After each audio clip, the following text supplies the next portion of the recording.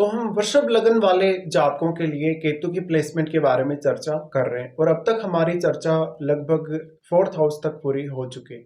इस वीडियो में देखेंगे फिफ्थ हाउस के लिए। अगर मान लो आपका वृषभ लगन बनता हो और आपके फिफ्थ हाउस में कन्या राशि में अगर केतु स्थित हो जाए तो इस केस में आप किस प्रकार से केतु को एनालाइज करेंगे। केतु यहाँ कन्या राशि में स्थित होंगे तो सबसे पहले तो आपको बुध को ही देखना पड़ेगा क्योंकि वो इनके डिस्पोजिटर हैं। तो बुध का यहाँ मजबूत होना बहुत ही ज्यादा जरूरी है। इसके साथ साथ आपका केतु के साथ कोई भी अन्य ग्रह बैठा हुआ रहेगा तो वास्तव में वो ग्रह क्या मार्गी स्थिति या नॉर्मल स्थिति में है, क्या वो वक्री स्थिति में है, ये सब आपको चेक करना है। नॉर्मली हम ये मानते हैं कि केतु जिस भी भाव में होते हैं उसके एनर्जी को वो कहीं ना कहीं सोखने का काम करते हैं, क्योंकि केतु एक प्यास की तरह है। वो ये दिखाते हैं कि हमने पास्ट लाइफ में जिस भी भाव में वो होते हैं उससे संबंधित जो भी रिजल्ट है वो हमने हासिल किए हैं या वहां पर हमने बहुत कुछ अचीव किया है पास्ट लाइफ में।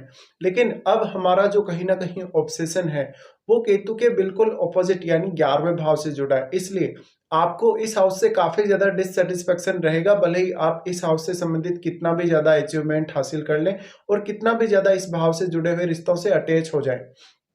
तो यहाँ केतु की प्लेसमेंट से ये तय है कि यहाँ के जो जितने भी कार्य हैं या क्योंकि फिफ्थ हाउस है वो आपकी भावनाओं का भी है, आपकी मेंटलिटी का भी है, तो इन सबको लेके आप काफी ज्यादा डिससेटिस्फाई होने वाले हो।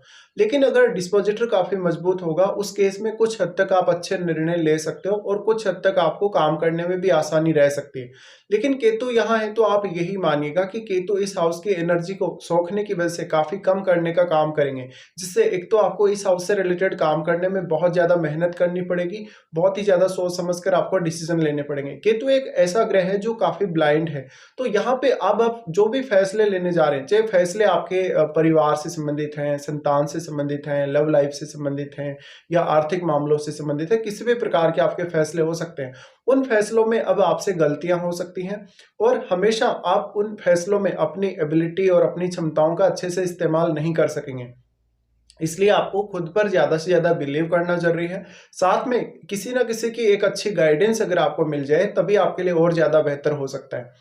अब देखिए केतु के साथ अलग अलग जो भी ग्रह स्थित यहाँ रहेंगे वो अलग अलग प्रकार का प्रभाव डालेंगे और केतु के साथ मोस्टली जुपिटर अगर स्थित हो तो क्योंकि केतु और जुपिटर का जो डोमेन है वो लगभग सेम सा है, इसलिए यहाँ जुपिटर आपको काफी हेल्प कर सकते हैं। अब फिफ्थ हाउस में अगर इनके साथ मान लीजिए सबसे पहले जुपिटर ही किसी के बैठे हो तो जुपिटर बैठे होने के केस में फिर जुपिटर वक्री नहीं होने चाहिए, क्योंकि आपको यह समझना भी जरूरी है कि राहु और केतु के साथ अगर कोई भी ग्रह वक्री होकर बैठेगा तो इन ग्रहों का काफी एक्सट्रीम प्रभाव उस ग्रह पर पड़ेगा जो कि इनके साथ बैठ के वक्री हुआ है। लेकिन अगर कोई भी ग्रह इनके साथ वक्री होकर नहीं बैठा हो तब ये उस ग्रह को उतना ज्यादा प्रभावित नहीं कर सकते। फिर शर्त यह कि वो जो ग्रह इनके साथ बैठा है युति करके वो ग्रह अच्छी स्थिति में होना चाहिए या वो अपने मित्र के घर में होना चाहिए जहां भी वो जिस भी भाव में बैठा है।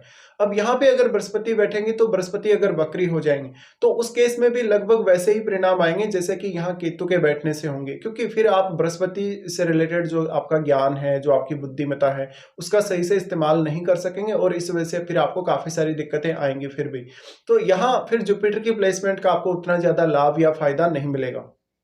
जुपिटर अगर यहाँ पे वक्री होकर नहीं बैठे हो, नॉर्मल स्थिति में बैठे हो या मार्गी स्थिति में बैठे हो, तब आप जरूर यहाँ पे अपनी खुद की एबिलिटीज को पहचान सकते हैं और उनका अच्छे से फायदा उठा सकते हैं। बृहस्पति का यहाँ बैठा होना आपकी एजुकेशन के लिए, आपकी संतान वगैरह के लिए काफी ज्यादा अच्छा होगा। कुछ केसेस में वो आपको धन के मामलों में भी हेल्प करेगा। तो जहां जहां भी यहाँ केतु का प्रभाव रहेगा वहां पर फिर आप अपना जो बृहस्पति का गुण है उनको उपयोग में ला सकते हैं। लेकिन अगर बृहस्पति यहाँ वक्री हो गए हैं उस केस में आप हो सकता है कि दूसरों को तो अच्छी सलाह दे देंगे कभी कभी, लेकिन खुद के लिए अपनी एबिलिटीज को उतना अच्छे से यूज नहीं कर सकेंगे। अब फिफ्थ हाउस है वो आपकी हॉबीज का या आपके इंटरेस्ट का है और आपकी क्रिएटिविटी का है, तो इन मामलों में भी आपको काफी ज्यादा डिक्रीज देखने को मिलेगा अपनी क्वालिटी में।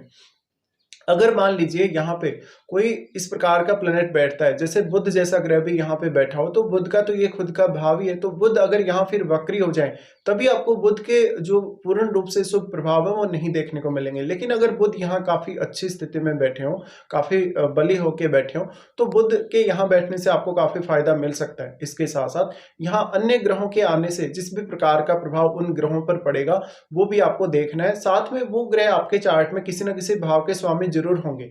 तो उस भाव को लेके डिससेटिस्फेक्शन या उस भाव से रिलेटेड डिसीजंस में आपको काफी अवेयर रहना पड़ेगा, और उन भाव से जुड़े हुए रिश्तों के मामले में भी आपको काफी अवेयर रहना पड़ेगा। केतु यहाँ बैठे हैं तो चंद्रमा वगैरह या इस प्रकार के जो भी ग्रह हैं, या मंगल भी मान लो अगर केतु के साथ बैठते हैं, उस केस में भी आपको अलग तरीके के परिणाम देखने को मिलेंगे। जैसे मान लो किसी का मंगल यहाँ बैठा है केतु के साथ, मंगल बैठने की वजह से आप काफी ज्यादा तेजी से डिसीजन लेने की कोशिश करेंगे, कभी कभी आप काफी सारे रॉन्ग डिसीजन भी ले लेंगे जल्दबाजी में आके। अगर मंगल वक्री होके बैठे हैं उस केस में बहुत ज्यादा विस्फोटक स्थिति उत्पन्न हो जाएगी केतु और मंगल के बीच। लेकिन देखिए, मंगल के यहाँ बैठने से या बृहस्पति के यहाँ बैठने से या चंद्रमा के यहाँ बैठने से आपके लिए आध्यात्मिक रूप से प्रोग्रेस करना हो अगर, या फिर केतु से संबंधित किसी भी फील्ड में आपको स्टडी करना हो, तो वो ज्यादा बेहतर रह सकता है। सिर्फ आपको यही फायदा मिल सकता है यहाँ इनके होने से। लेकिन अगर यहाँ मंगल बैठ जाते हैं तो उस केस में संतान के साथ रिश्तों के बिगड़ने की संभावना, या फिर आपके ओवरऑल जो डिससेटिस्फेक्शन है, भले ही आप कोई भी काम करें, भले ही आप रिश्तों को लेकर कितना भी ज्यादा अवेयर रहें या अपने रिश्तों से कितना भी ज्यादा अटैच रहें, उन मामलों में आपको डिससेटिस्फेक्शन मिलेगा ही मिलेगा। साथ में जब तक का जो एजुकेशनल कैरियर है शुरुआत में काफ़ी ज़्यादा डिस्टर्ब होगा, और हो सकता है कि जब तक एक प्रॉपर स्टडी प्लान अपने लिए नहीं बना पाया, वो कहीं ना कहीं कुछ हद तक ऐसी परिस्थितियां बन गई या कुछ ऐसे डिसीजंस उसने ले लिए जो कि उसके लिए सही नहीं थे। यहाँ केतु बैठेंगे तो फिर साथ वाले ग्रह पर भी वैसा ही प्रभाव डालेंगे, साथ वाले ग्रह की एनर्जी को भी एब्जॉर्ब करने का काम करेंगे। लेकिन उस ग्रह के वक्री होने के केस में ज़्यादा एनर्जी को केतु एब्जॉर्ब कर पाएंगे।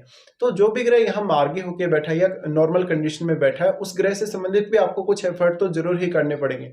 तो यहाँ पे आपको एक्स्ट्रा सावधानियां रखनी चाहिए।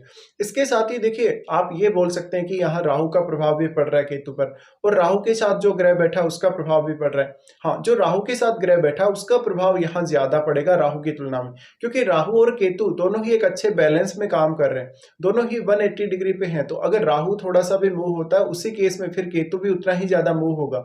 तो इनके बीच में एक जो बहुत ही अच्छा जो बैलेंस है वो बना हुआ है। इसलिए यहाँ राहु का प्रभाव केतु पर पड़ेगा जरूर, लेकिन यहाँ राहु उतना ज्यादा प्रभावित नहीं कर सकते किसी भी ग्रह को जितना यहाँ केतु कर सकता है। और आपका जो ऑब्सेशन है मेनली वो आपके 11th हाउस से जुड़ा हुआ रहेगा, क्योंकि आपके 11th हाउस में राहु रहेंगे तो आप ज्यादातर उधर ही ध्यान देंगे, आपके 11th हाउस से रिलेटेड मामलों में ही। अब यहाँ पे आपको कोई भी प्रकार की बहुत बड़ी अपेक्षा, बहुत बड़ी होप नहीं रखनी चाहिए आपके 5th हाउस से जुड़े मैटर्स में। जैसे कि संतान के साथ अगर आप बहुत ज्यादा अटैच होने की कोशिश कर रहे हैं, या संतान से कोई बहुत बड़ी अपेक्षा कर रहे हैं किसी भी मामले में, चाहे तो रिश्तों के मामले में कर रहे हैं, उनकी एजुकेशन को लेके कर रहे हैं, या आर्थिक मामलों में कर रहे हैं, तो आपको काफी सावधानी बरतनी पड़ेगी। इसके साथ साथ देखिए, जो 5th हाउस है वो काफी ज्यादा रिस्क टेकिंग एबिलिटी को भी बताता है। ये हाउस है वो शेयर मार्केट, लॉटरी, सट्टा वगैरह से भी जुड़ा है। तो इन मामलों में भी आपको किसी भी तरीके का इन्वेस्टमेंट से रिलेटेड डिसीजन लेना हो, उसके लिए भी आपको एक्स्ट्रा सतर्क होना पड़ेगा। 5th हाउस में केतु के बैठने से आप केतु से संबंधित किसी भी फील्ड को चुनकर उस फील्ड में ज्यादा से ज्यादा स्टडी कर सकते हैं। आप आध्यात्म को चुन सकते हैं, आप कहीं ना कहीं मेडिटेशन वगैरह कर सकते हैं, या कोई भी धार्मिक कार्य कर सकते हैं, उसमें केतु आपको जरूर हेल्प करेंगे। या कोई भी प्रकार का साइंटिफिक वर्क जिसमें आपको बहुत लंबे समय तक कोई रिसर्च जैसा कार्य करना होता हो, उन मामलों में आपको यहाँ केतु हेल्प कर सकते हैं। तो यहाँ पे आपको यही समझना पड़ेगा। और जो राहु के साथ आपके 11th हाउस में ग्रह बैठा है उसका प्रभाव भी यहाँ रहेगा आपके 5th हाउस पर, और क्योंकि राहु उस ग्रह को काफी ज्यादा एम्पलीफाई करेंगे, तो यहाँ केतु के साथ बैठा हुआ ग्रह आपके राहु के साथ बैठे हुए ग्रह से ज्यादा प्रभावित होगा। ये भी आपको समझना है। तो इस तरीके से आप केतु को यहाँ प्लान कर सकते हैं जब भी वो आपके 5th हाउस में बैठे हों।